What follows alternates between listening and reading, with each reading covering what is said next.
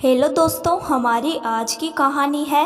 पहले ही दिन दुल्हन ने सुनाई ऐसी बात, ससुराल वालों की अकल ठिकाने आ गई। कहानी पसंद आए तो हमारे चैनल को सब्सक्राइब जरूर करें। चलो बहुरानी उठो, आज से ससुराल की रसोई का श्री गणेश करो। ये अपना शादी का जोड़ा बदल लो, नहा धोकर, और आ जाओ रसोई में। हाँ जी दीदी, ननद राखी से कहते विस्मय करती एक दिन की नई दुल्हन कांची उठी और नहा धो दूसरा थोड़ा हल्का लाल रंग का जोड़ा पहन पहली रसोई की रस्म करने हेतु रसोई में आ गई। बहू, सबसे पहले तो हलवा और पोहा बना दो, फिर खाने की तैयारी करना। जी, खाने में क्या बनाऊं? देखो, मटर पनीर, सूखे आलू गोभी की सब्जी, खीरे का रायता और पूरी। ना ना, पूरी यहाँ कोई नहीं खाता, सब रोटी ही खाते हैं। तो तुम 10 लोगों के हिसाब से रोटियाँ तब पकाना जब सब खाने बैठे।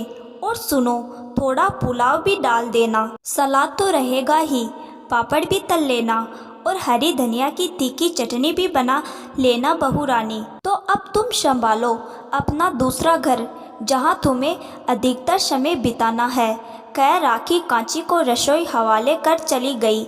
जी ठीक है, कहते कांची रसोई को आश्चर्य से देखे और रसोई उसे देख मुस्कुराए। समझ ना आए कहाँ से शुरू करे, इतनी सारी चीज़ें बनानी और ससुराल के दूसरे दिन ही। फिर उसने हलवे से शुरुआत करी और हलवा और पोहा बना सबको देकर आई। ठीक है बहू, अब तुम भी वही रसोई में ही खा लो, फिर खाने में लगो, कहते हुए राखी बोली। क्या रसोई में? काशी के मुंह से निकल गया। अरे नहीं बहू, राखी तो मजाक कर रही है।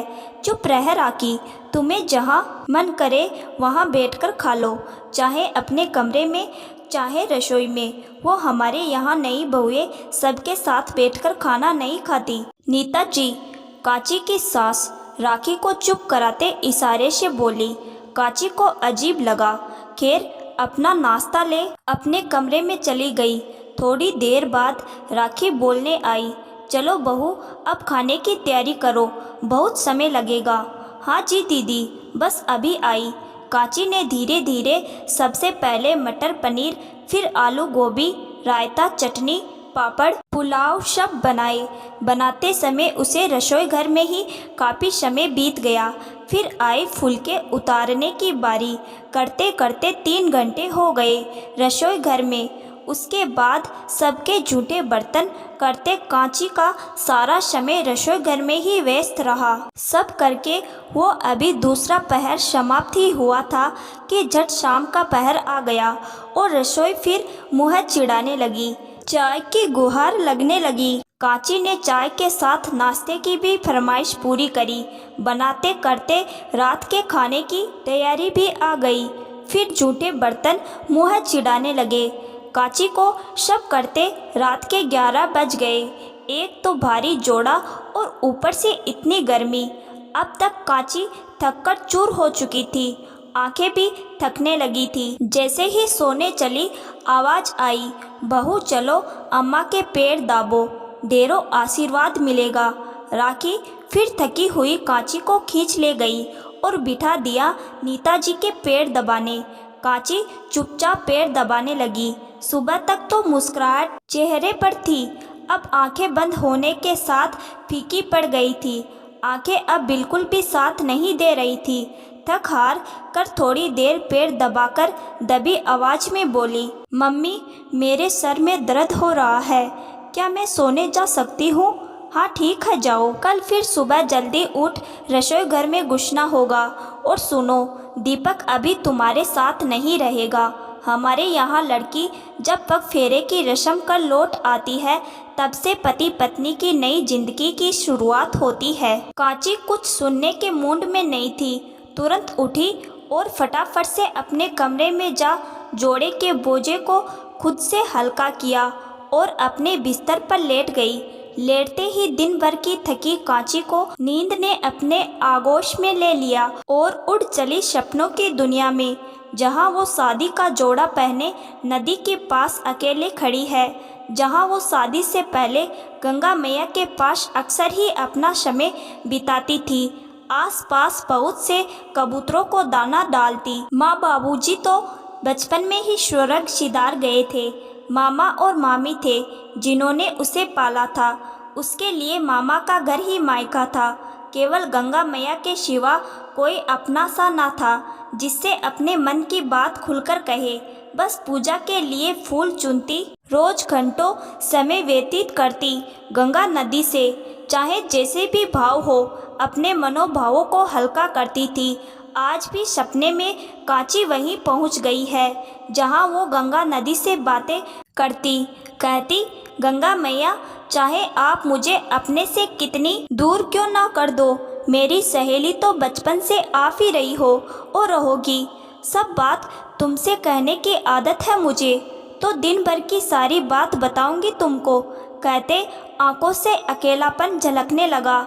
ऐसे सबके साथ बैठने के लिए नई बहू हूँ और रसोई में काम करने के लिए दूसरे दिन से ही बंदूक थमा दी मैया। हाथों की मेहंदी भी ठीक से नहीं उतरी थी। ये लोग बहू लाए हैं या काम वाली। कहते सारे दिन का हाल बता दिया। तभी अचानक ऐसा लगा मन से बोझ उतर गया हो। अगले दिन जब राखी सबके नाश्ते खाने की फरमाइश में आलू के पराठे के लिए बोलने आई, तब कांची तुरंत हंसते हुए बोल पड़ी, उसके लिए दीदी आपको भी मेरे साथ मदद करवानी पड़ेगी। जब मैं सब चीज़ों के लिए नई बहू हूँ इस घर में, तो फिर आप लोगों ने मेरे लिए ये रसोई घर क्यों एक दिन में ही पुरानी कर दी। जब सब रस्में पग फेरे के बाद शुरू होती है तो रसोई घर की शुरुआत भी पग फेरे के बाद ही होनी चाहिए। उसके लिए इतनी जल्दी शुरुआत क्यों? आपको बताना चाहूँगी, मैं इस घर के लिए हूँ, मगर सिर्फ रसोई घर के लिए नहीं बनी हूँ। इसीलिए पग फेरे तक मेरे साथ आपको भी मदद करवानी पड़ेगी और पग फेरे के बाद फिर मैं किसी काम करने वाली बाई को अपनी मदद के लिए रखूँगी। चलो रहने दो, ऐसा करो सैंडविच और हल्का नाश्ता बना लेते हैं, गर्मी बहुत है। आलू के पराठे फिर कभी बनाएंगे। कहते हुए राखी फटाफट कांची के साथ नाश्ते की तैयारी कराने लगी। कांची समझती थी कि तहजीब उतनी ही दिखानी चाहिए जितनी ज़रूरत है, ना कि उतनी कि कोई मोम की गुड़िया ही समझ ले। पग फेरे की रस्म के बाद उसके ससुराल आने से पहले काम वाली बाई भी लग गई थी। इस बात को दीपक, नीताजी और राखी तथा उनके सभी लोगों ने समझ लिया था, क्योंकि कांची ने पहले दिन ही अपने मन की बात बोलकर सबको अपनी अहमियत भी जतला दी थी। जो उसे गंगा मैया ने दिल की आवाज़ के साथ कहा था कि तुम सिर्फ रसोई घर के लिए नहीं बनी हो, अपने लिए ज़रूर बोले।